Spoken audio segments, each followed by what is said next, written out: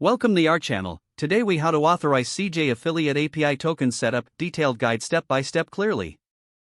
To begin, log into your CJ affiliate account. Once logged in, navigate to the dashboard. Locate the API section in the settings menu. Click on the API section to access the API management tools. Here, find the option to create a new API token. Click on the Create API Token button. You will be prompted to enter a name for your token. Choose a descriptive name that reflects its purpose.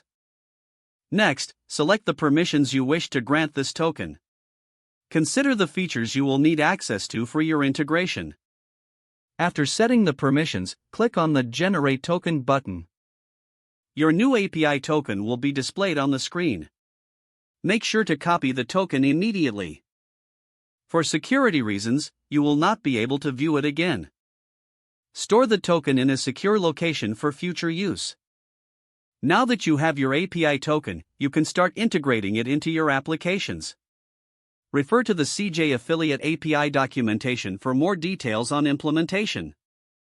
Follow the guidelines provided to ensure a successful setup. By following these steps, you have authorized your CJ Affiliate API token. If the page does not load, refresh the browser or try again in a private or incognito window. Make sure you are using the correct email address, then retype it carefully to avoid small typos. If your password is not accepted, use the reset option and create a new strong password you can remember. Check your spam folder for verification or security emails, then complete any requested confirmation steps. Enable two-factor authentication if available to improve account security and reduce unauthorized access risk. After signing in, review your profile details so your contact information and settings are accurate and current. If you see an error message, note it down and try again after restarting your device and internet connection. Log out when you finish, especially on shared devices, to keep your account and payment information secure.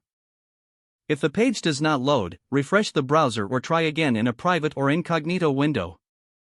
Don't forget to like this video and subscribe to our channel for more step-by-step tech guides.